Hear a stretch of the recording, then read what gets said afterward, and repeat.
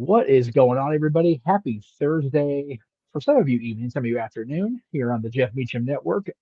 Being joined today by, I've wanted to reach out to this guy for so long just about his other projects, and we'll definitely talk about those today during the course of this show. But Guy Evans, who most of our audience will know from being the author of the story behind the story of Monday Nitro, two tremendous volumes, excuse me, about Nitro out there now, Nitro and Beyond Nitro, as well as uh, the co-author, I guess, would be the man behind the memoir of Eric Bischoff, Grateful, which I thoroughly enjoyed, and Dave Penzer's two memoirs.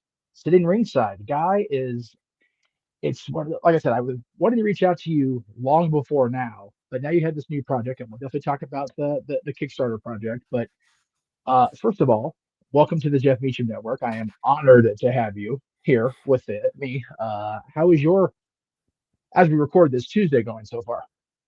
It's going great, thank you. Well, I'm honored that you would say that, Jeff, and that you would invite me on your show. So it's a pleasure to meet you, at least in this way, and I'm looking forward to it. Absolutely. Um, yeah, you know, much like many of us here in the States, I first heard your name as the gentleman who wrote really what became, at least in my eyes and a lot of other people's eyes, including Eric Bischoff and Conrad Thompson, um, the definitive story of Nitro and how Mhm. WCW Monday Nitro for the uninformed, and how that show, it's very aptly named. Your book, The Incredible Rise and Inevitable Collapse of Ted Turner's World Championship Wrestling. For a fan, for me, going back to 1990 and really starting to discover pro wrestling just in the infancy of Turner's purchase of Crockett from Mhm. through Crockett Promotions, and then the evolution that became Monday Nitro. When did you first become a fan of pro wrestling, and what put you on the path to being, for my purposes, the definitive uh, source on all things WCW from a behind the scenes perspective?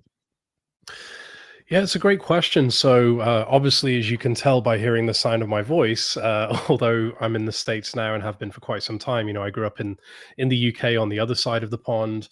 And as I've said before, in talking about this, the Monday Night Wars really became a big thing on our shores as well. And that was not entirely uncommon at that time. And I think that dynamic kind of continues to this day, where American cultural trends do have this tendency to travel to other parts of the Western world or the English speaking world. And often back then, there would kind of be a delay where something that was big in America, perhaps 6 months later or a year later would become big in the UK, for example. So I really became a fan, I would say, as a result of that Monday Night Wars era. Certainly had an awareness of wrestling before then, sort of, watched a little bit here or there, but it wasn't until the WCW and the WWF days and going head to head that it really got on my radar and I really became a serious fan. And I followed both promotions very, very closely, and it was a daily thing for me, as it was for many wrestling fans at that time. But once WCW went away and that era came to an end, so to speak, that was really the extent of my wrestling fandom, I suppose you could say. I sort of stuck Okay. around, I think, for about a year to sort of see how are they going to integrate WCW into the WWF. How are they going to sort of pull off this apparent invasion that was underway? I do recall seeing, the ill-fated sort of NWO storyline in the WWF, Yeah. Eric Bischoff coming in and so forth. And I think it was somewhere around that time I kind of dipped out. And it wasn't until about 2009, 2010, believe it or not, that I actually started going back and revisiting how much a big part of my life wrestling was during that time, and going back and watching some of the old shows and listening to shoot interviews and reading the various books that were available at the time. And as someone who followed it very, very closely back then, I felt specifically that when it came to telling the WCW story, there was a perhaps a deeper, richer story that could be told here.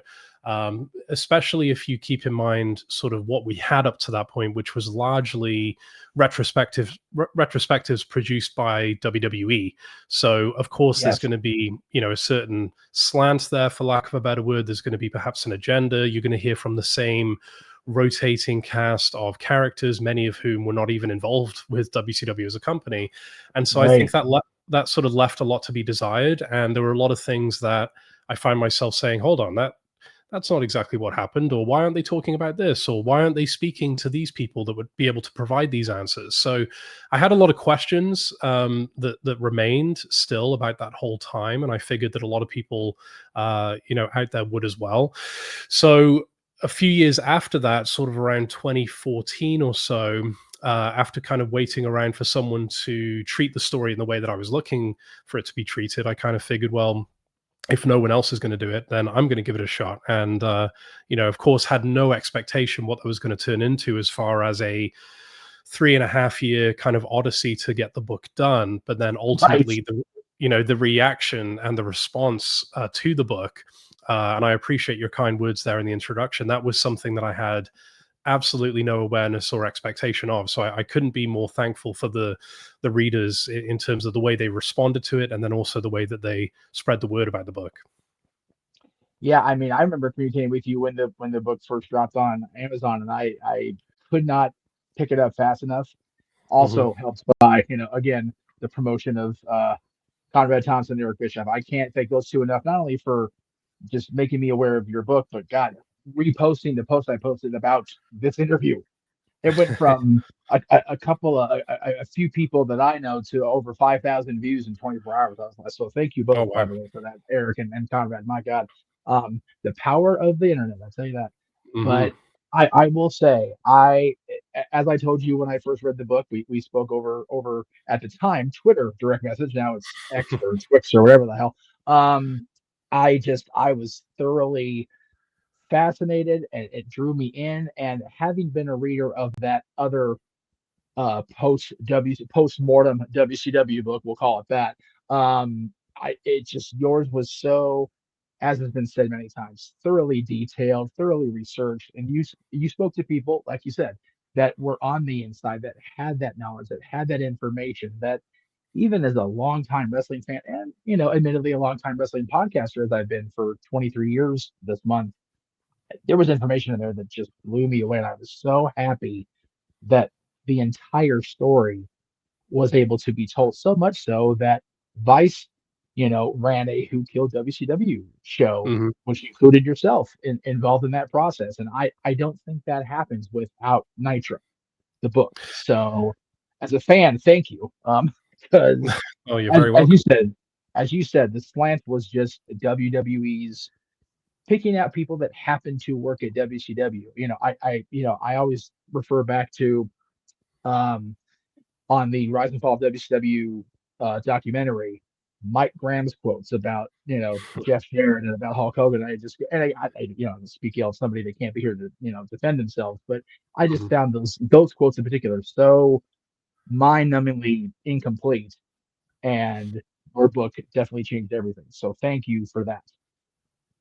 Well, you're very welcome, and it's funny that you mentioned the Vice series, because I think the creators and the producers of that show were very open and transparent about the book actually providing the basis for that show, and they sort of structured the telling of the story and the way that they laid out the episodes in line with the book. And Yes. I kind of know that because, like I say, they publicly talked about it, and also I was very happy to be involved in to some extent the production of that show, as far as being a consultant for them, helping them secure certain interviews for the show, and obviously being interviewed for it, as you mentioned as well. And I was very impressed and very pleased with the way that they dealt with that story. I think they were very fair. I think they gave a hearing to all sides, but they also provided a lot more context than had been previously available, again going back to some of those other documentaries in the past. So yeah, of course, again, had no expectation that something like that was going to happen. But I think it all starts with just having an awareness of, if you're going to write a nonfiction book, and in this case, it's about a particular company or organization, the least you could do is actually try to inform your project with the recollections of the people who are actually there. So it's like, if I was to write about one of your previous employers, let's say Jeff, or an organization you were involved in, or an organization that you were running for that matter, and I didn't speak to you about it, and I didn't speak to anyone who was actually in any kind of decision making role, and not only that, I barely spoke to anyone who was sort of the rank and file employees within that particular organization. I think it would be fair to say that whatever the final output would be in that particular case, it would be sorely lacking, right? There might be Absolutely. some things that may ring true, and there may be other things where again there could be a lot of context and a lot of information missing. So I think to begin with, it was kind of driven in those terms. I kind of thought, well, what I need to do before putting anything down on paper and coming up with what the story is going to be, or how I'm going to cover all of these events, the first thing I need to do is make sure I'm informed here and speak to as many people as I possibly can on the WCW side and on the Turner side. And a funny thing kind of happens when you do that, which is the story almost kind of writes itself. You Yes. get to a point where you sort of pass this like critical mass of understanding where once you've spoken to enough people and you've heard certain commonalities and certain themes come out in the interviews, and of course I was lucky to get my hands on tons of company records and financial information and materials that other people hadn't before. Once I kind of absorbed myself in that world for long enough, you kind of see the book almost putting itself together. So your role as an author in that case is more so to be a facilitator or someone who can bring out what is already there, as opposed to, hey, let me start with a premise here, I want to prove to the reader something, I want to get across a particular agenda, and now let me go and find a bunch of people who'll basically echo what I already think, right? So Right. Exactly. I appreciate, and I think anyone who's covered the story in the past and will do so in the future, I think there's always something you can take away from those things. I would never call out or denigrate anyone else's attempt to do it. I'm just saying, for Sure. me personally, that's kind of the only approach that makes sense, because I didn't work, for the company. I've never worked in the wrestling Right. business. And who wants to hear the rantings of a random person who was just watching the product back then? There's enough of that exists out there, right? So so that was kind of the mindset. And like I say, very pleased with how it all came together. No, it's you're absolutely right. It's one thing to have, my father has taught me over the years, and I've heard it from not just him. Opinions are like buttholes, and what I mean is that everybody has one, and they generally stink. So Yeah, the fact that you had factual information, and again, the access to the Turner stuff was, again, as a fan, just fascinating. So I loved that, and I love that it went from you know, basically having all this information, as you said, more as a facilitator. You didn't mhm, have to generate an opinion. I'm sure you had one at the time, but you just presented the facts, and you went from being the fact checker and presenter to having the opportunity to collaborate with Eric Bischoff on mhm. his second memoir, which is Grateful. And I'm grateful for that book. I told you that. I told Eric that when I Mhm. DM'd him about it. I just Gratitude has become so important to me on my end of things, especially in this last year. And as I said, I'm grateful as a fan. What led from you being, basically having all this information, which is now two books. If you read Beyond Nitro, by the way, folks, I can't recommend Beyond Nitro enough. The story that went out earlier this year about where the NWO logo came from, it was all kind of like known, like under the table, I guess, for lack of a better term. But the whole full story about that, as a now Disney employee, I was just drawn into that story Mm, exponentially more. So yeah, just hearing that, it's like I knew where it came from, but I didn't know how specific the information was. Having right. somebody who was basically in for lack of a better term, the Disney College program, was like, geez, if only in 1996, right? But for you, it led you to collaborating on a more regular basis with Eric Bischoff. How did Nitro lead you to helping write Eric's story? Yeah, I think that's almost as interesting a story as how the book came to be honest, because my relationship with Eric prior to Nitro being published was simply interviewing him for the book. So I think he gave me Right. sort of around 4.5 hours over a couple of separate days. We went through the whole story. I tried to focus on areas that perhaps he hadn't talked about ad nauseum in the past. And I think he appreciated that. And I think he got a sense that this was a different kind of interview. But of course, in those kind of conversations, you have to cover the good and the bad. So there were certain things that I think, naturally, and we would, any one of us could empathize with this. There are certain things that I'm sure were, very positive for him to revisit. And then there were other things that are not, the nicest things to talk about. But that was it. I interviewed him at length. The book came out, had no expectation that he was going to read it, wanted to read it, until one day when I tuned into 83 Weeks and heard him and Conrad, praising the book to high heaven. And, Eric basically getting across to the listeners that, look, there are a number of things in this book that were very difficult to read about myself, about the organization, about some of the decisions that we made. But if you want to know the story, you have to go and read this book. And as I've said before, when I've been asked this question, and I can't really think of another word to describe it, but I just thought that was very commendable on Eric's part. Again, keep in mind that our Yes. relationship up to this point was I interviewed him for the book, and that was it. So the fact that he didn't know me, he didn't know anything about you know um, anything that went into the project at that particular point in time, but he was able to separate some of his feelings about things that perhaps people said about him, or things that were revealed in that book, and still tell the wider public, if you ever wanted to know the story, you've got to read this book. I just thought, man, that's actually really rare in life that you would come across someone like that, and you would come across a perspective like that, because I think honestly, any of us, if we were in that position, it would kind of be hard for us to do that, especially when what are you gaining in that instance, right? Right. It's something that you're not attached to. It, you don't have a personal relationship with the author, but you're still going to go out there in front of a large audience and say, go pick up the book. So I think that was kind of the beginning of us, developing, the relationship that would lead to that book, Grateful. Shortly after that, shortly after him and Conrad went on the air and talked about it for the first time, there was the Starcast convention in Chicago. And I actually got a chance to talk with Eric at that convention. He came up to me in the lobby and essentially said the exact same thing that he told everyone on the podcast. And again, I thought, man, that's really commendable that he would do that.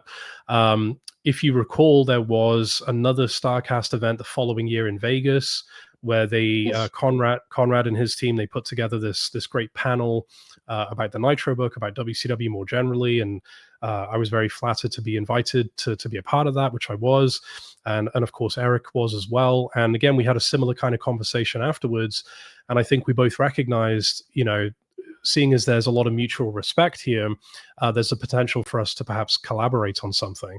And obviously, shortly after that, we had COVID, and kind of the timeline got a bit skewed. But eventually, we discussed, putting together another book which would cover what happened in his life and in his career after leaving WWE as an on-screen performer. So, if you go back and read his first book, Controversy Creates Cash, it kind of takes you up to about sort of 2006 or so. Right. Most of the content is actually about the WCW days, but in terms of where the book ultimately finishes off, it's around that time. So we both kind of thought it would be interesting to talk about where things went for him after that point, professionally and personally. And I suppose I kind of looked at it as a challenge as well, because clearly in recent years, Eric has become a lot more outspoken in terms of doing the regular podcasts and other interviews and so forth. But similar to my approach with the Nitro book, I felt like if we dug deep enough, there would be a lot of content that would come to the surface here that people hadn't heard about before. And I think, it's safe to say that we achieved that with that book. And I think it's a very unique book in the sense that we cover all of the major beats as it relates to wrestling. There's, the TNA stuff in there, and, his relationship with Hulk Hogan and going back to WWE in 2019 and his AEW experience and all of that. But it's sort of enveloped with this, broader perspective, really, and some of the lessons that he's learned along the way.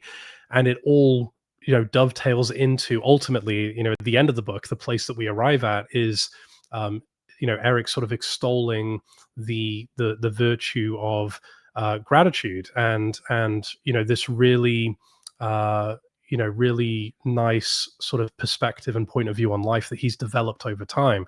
That's not to say that the entire book, as you know, Jeff, is like kumbaya and positive Right. thinking and everything's great. If you No, if you no, no. if you know Eric and you're familiar with his podcast, you'll see that there's plenty of stuff in the book where he's telling you in no uncertain terms what he thinks about someone or what he thinks about a particular subject.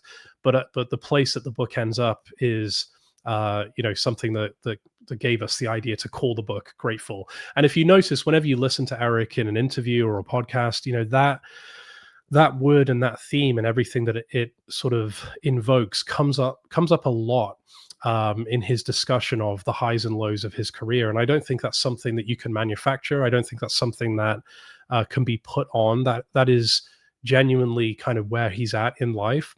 And so that book means a lot to a lot of people, and I appreciate you saying what you said about it, because again, it's a wrestling book, yes, but as Conrad, I think, himself said, it's kind of like a life book as well. So I would like to think if you're interested in that book, you'll not only learn a lot about the wrestling stuff, but perhaps give you a couple of things to reflect on and think about as well. No, I wholeheartedly agree. I had a business partner for a few years that ran a local independent promotion here in Southern California that called Controversy Creates Cash his business Bible. And I Mm, replied to him when Grateful came out and said, dude, if Controversy Creates Cash is your business Bible, Grateful is my spirit animal. Because that just it's again, it's a perspective from somebody that if you go back and watch like 1997 and 10 Eric Bischoff, mhm. it didn't seem like he was grateful for anything except how much he was kicking everybody's ass and the money he was making, and that's not Eric Bischoff in 2025. Mhm. He's of course money is important. Profit's important. He's still helping run a business now, which again we'll get to when we talk about the Hulkster. But just it's a completely different perspective. I am always fascinated watching him and Conrad do a watch along and Mhm. him seeing himself. And when they Yeah. go to a commercial, he just goes, "Ooh, man, that guy was just just it's just the ability to go back and look at yourself and see yourself 20 years ago or whatever. I have that opportunity. Unfortunately, I hate watching myself back on old shows, but I go back and I was showing my niece actually just last night after we concluded our little conversation yesterday. I showed my niece a 15-minute rant I put up right as COVID hit, and I had just restarted my own programming, and I'm like, oh God, what a bitter shit I was. Good grief, Charlie Brown. Thank God 5 years has allowed me to not be that person. Whew.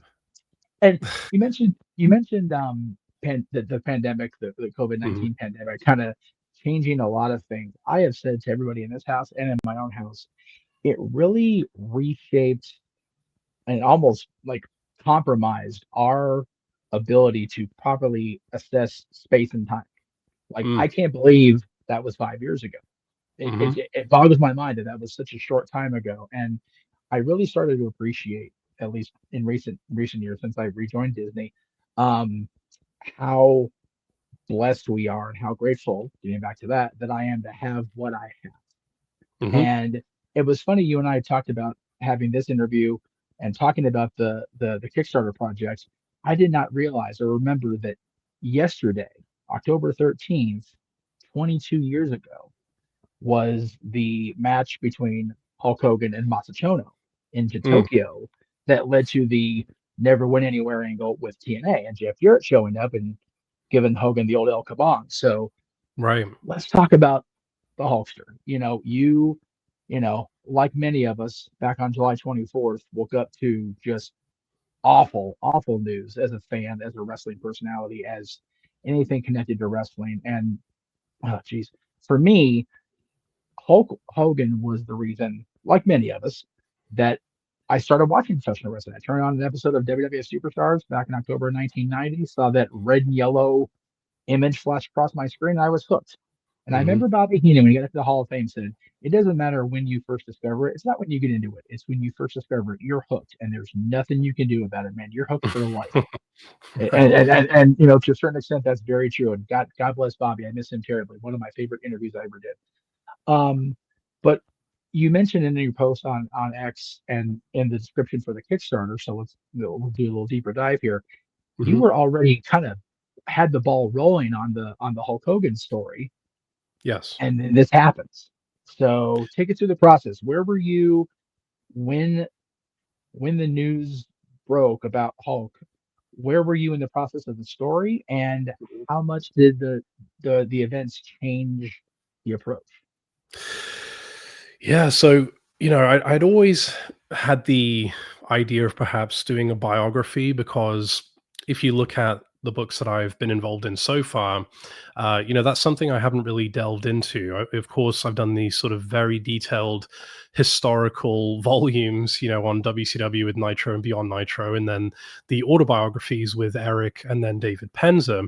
But I haven't done a biography of someone, and you know as a kind of an avid reader and as someone who is a fan of that genre of book, if you look at a lot of sort of key historical figures, it's not uncommon for them to receive the kind of treatment that I'm envisioning for the Hulk Hogan story here, which is a series of books played out over a trilogy or even sometimes longer than that. And, I sort of noted that nothing like that has been done in wrestling literature before. So, to answer your question, after finishing the bulk of the writing for Beyond Nitro, I started thinking, okay, who would be an ideal subject here? And I was knocking around a few ideas and ultimately landed on Hulk just because the sheer importance of him to not only the professional wrestling industry but just the culture more generally, and the span of time that we're talking about, 4+ Right. decades in the public eye. Of course, you have the incredible highs, and then you have the dizzying lows, and all of the controversy that comes along with that.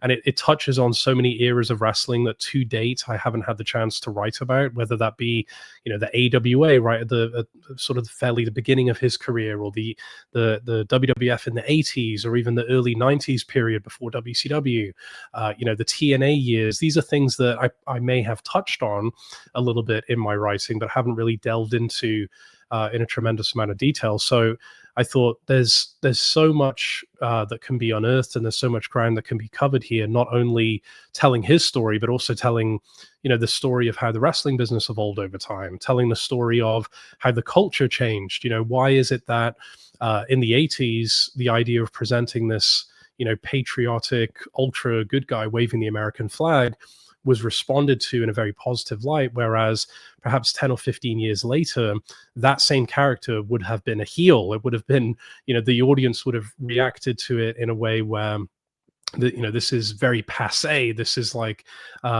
shtick that actually is more indicative of, a villain at that particular point in time. So, how did the audience change over time? How did the culture change over time? How did the man at the center of it all, Terry Bollea, change over time? So I started doing some what I would call kind of like rudimentary research, and getting a few people on the phone, and knocking around some ideas. And I was even thinking at one stage this could perhaps be just a very detailed single book looking at this remarkable career and remarkable life, really. But after he passed away, to your point, I realized that I would really be selling this guy's life and career short, and the story short, if I was to try to pack everything into a single book. So Right. that's when I kind of revisited the idea of, okay, this, if ever there was going to be a biographical trilogy or a series of books devoted to one particular person, it would have to be Hulk Hogan in this case. So as you mentioned, right now we're actually on the verge of the Kickstarter campaign launching. It's going to launch on the 21st, which is Love it. next week at the time that we're speaking. And I'm really looking for as many people as possible who have enjoyed my work in the past, who are intrigued by this whole idea, to help us get it off the ground, because it is going to be And I'm going to probably, it's going to be an understatement here, but it's going to be a huge amount of effort that's going to go into this, a huge amount of time. Full disclosure, there are going to be some things that I kind of had planned that are going to have to take a back seat. There are going to have to be certain people that have indicated that they like to work with me on future projects. I may have to keep those people, waiting a little bit longer. So, that is kind of like the rationale behind why we're trying to get the project off the ground in the way that we are. And the more support that we get and the more interest we get, the more we're going to be able to do. And I should also mention that, this is a fully independent initiative, and that's, in line with my other books in the past as well. When it comes to putting together these books, I'm the person that does all of the interviews, all of the transcription, all of the writing, all of the editing, coming up with a story. I mean, there's one person that works on these books from start to finish. Perhaps that helps in terms of the cohesiveness, I think, sometimes of these projects. That, sometimes when you have too many chefs in the kitchen or too many people that are involved, things can get muddied, things can get changed, things can get taken out. But in this case, again, because this is a kind of like a solo mission, there's no affiliation with any, organization or like the Belair estate or anything like that. So Right. I say all that to say that, I think if you're looking for like an objective, honest, fair look at this very, very important subject, this is the project to back, because it's going to give me the ability to focus on really delivering for the readers. And I think if you felt like Nitro and Beyond Nitro were detailed and revealed a lot of new information, I think we have the potential to even go further with this project as well, given the amount of material there is to dive into and the length of time that we're talking about. So I couldn't be more excited, and I'm really hoping that together we can make it a reality. I love that you're going to the people. I have a friend who I made through doing interviews like this. He actually is in the process of completing his own trilogy of a Mm-hmm. fan film series dedicated to continuing the story of Halloween H2O. Mm-hmm. His stories are basically, just Lori Tate's son, 20 years after the fact, going back and having Michael come back into his life. And just, it's a great series of stories. I can't wait for the third installment to come out. It is in development, and I love that things like Kickstarter and Indiegogo give the fans the opportunity to participate, even if it is through just crowdfunding. You don't have to be Mm-hmm. involved in the interviews or whatever. Just the fans feel like they're more involved in something. They're going to invest in it, not only with their pocketbook, but with their heart, with their like with their approach to the project. And Mm-hmm. I could not sign up for that Kickstarter notification fast enough. And I'm so glad it's only a week away as we talk here now, because I am just, it was so, I found out about Hulk's passing on the way to work at the happiest place on earth, and I could not get over my sorrow the entire day. Mm-hmm. Awful. Mm-hmm. Um, as like I said, lifelong fan. One of my few goals, my little bucket list, I guess, for lack of a better term, in doing podcasting, in doing live streaming on wrestling, is I wanted to interview Hulk. And Mm-hmm. as much as the news devastated me on a fan level, on a personal level, part of me went, "Damn, it's not going to happen now." Yeah.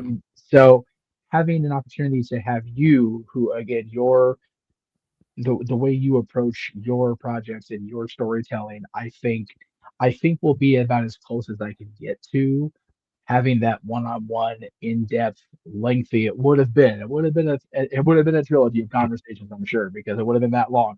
So Mm-hmm. I am so looking forward to seeing how your research plays out and how everything comes together. I think, like you said, there's a lot of meat on that bone, Mm-hmm. without question. Over 4 decades in the public eye, over near 70 years of life. I think it's just it'll be a fascinating. It already is a fascinating tale, and to have a objective perspective on it, I think will make it that much better. So again, we're grateful as Hulkamaniacs that you're going to take this on.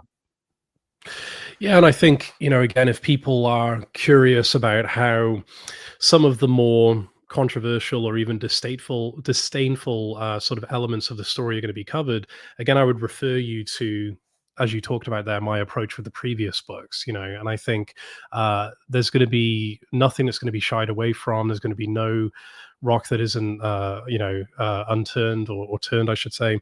Everything will be covered. Everything will be, given its proper context and proper hearing. But I think ultimately, one of the motivating forces behind this is thinking about how, and that this, Jeff, as a wrestling fan, but also just someone who's seen various sort of trends and things, come and go over the years in terms of popularity. It's interesting to see that as time passes, a lot of times, certain key, elements or certain key understandings get lost. And what I mean by that is, I think there's a potential here that perhaps 10, 15, 20, 25 years from now, when a lot of people hear the name Hulk Hogan, the first thing they're going to think of is the accusation that he was a virulent racist, right? So Right. perhaps for people who are not, weren't old enough to see him in his prime or never saw him at all, period, they might just think of that immediately. And of course, that's something I think that you'll see covered in great detail in the book, and we'll give all sides their hearing on that. But to me, there's sort of a larger story that, there's the potential that it could get lost over time, which is how did an admittedly shy, kind of awkward, I would say almost unremarkable, child from Tampa who was not born into, opulent surroundings, who came, from a very sort of ordinary upbringing, how did that person become legitimately one of the most recognizable people on planet Earth? He reached an unfathomable amount of fame and Yeah. notoriety, not only, in America, but all over the globe, and transcended the wrestling business to an extent that, no one had ever seen previously, and I would dare say is never going to happen again. That, there's the risk that part of the story, which I think kind of envelops everything, has the potential to get lost over time, just because context gets lost.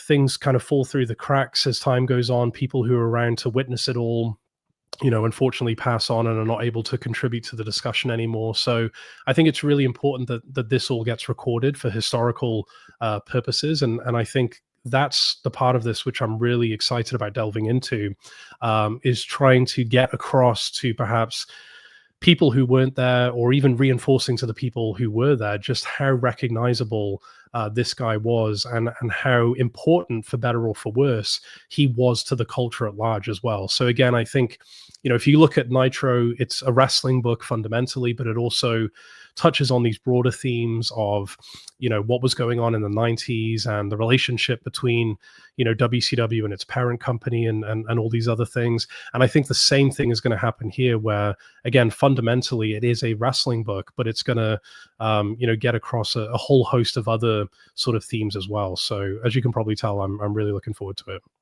No, and your friend Eric Bischoff is context is king.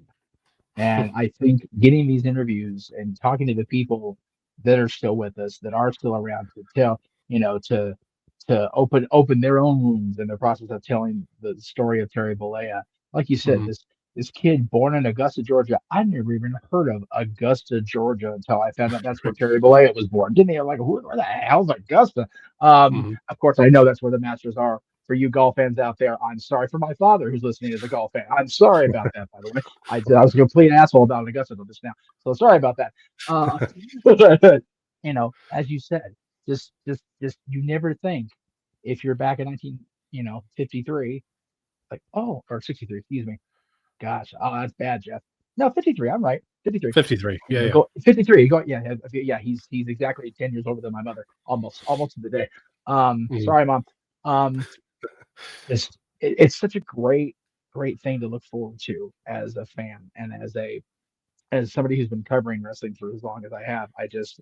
You don't, like you said, somebody who has a perspective on the trends and the culture. I appreciate that compliment. Not entirely true. I'm not very up with the trends My son will tell you that verbatim. Um, Horribly on trends. I have no idea what anything cool is these days. But I will say that I it's almost like as a long time fan as I've been and as long as I've been covering this, there's not a whole lot of surprises anymore. And I Mhm, think hearing some of the stories that you're going to uncover, just like in the Nitro books, just like covering the stories of Eric Bischoff and Dave Penzer, we're going to hear some unique perspectives, and I look forward to reading that and seeing that come out in the there's going to be different versions, as you said in the project. There's going to be the audio book. There's going to be the hardcover mhm, edition, which is not going to be reprinted. I love that there's that exclusive. I love that there's that perk because mhm. I am all about physical media. Oh, yeah. I tell everybody, if you can get your hands on a hard copy of a DVD or even a VHS, you got a VCR, good on you, brother. If you got one, hang on to those because Mhm, digital media is there and it will always be a part of our lives going forward. But man, if the bottom falls out of digital, you've got those hard copy backups. And I encourage people to buy books, mhm, buy books. I've got a hard copy of Nitro. Granted, I do have the Kindle version of Beyond Nitro for now, mhm. but I'm gonna get my hands on the hard copies of everything, and I do have the hard copy of Grateful, just because physical media is so important. So I appreciate you putting that out as an option for the Hulk Hogan story. Yeah, I mean, you're really preaching to the choir on that one. I mean, it's a different experience when you are able to focus on something exclusively, right? Whether it be reading a book that's in your hands, or indeed, putting on an old videotape or a DVD or a Blu-ray, and putting the phone away and being able to give that particular thing all of your attention.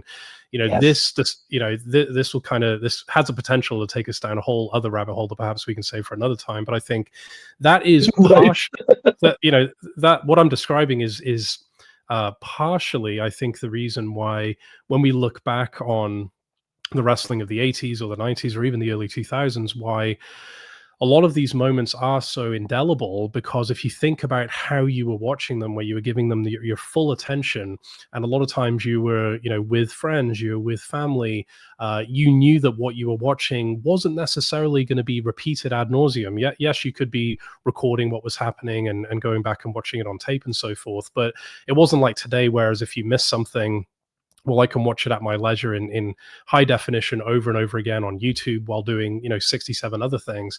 I think that again, it's a small minor factor, but I do think that contributes to why a lot of these moments really have stuck with us over the years, and it's kind of hard to explain, I suppose, if you sort of came of age in the internet era and in something that resembles more so the environment we have today. But there's actually a whole chapter of Beyond Nitro where I kind of go into some of these things because it is a subject that I'm interested in.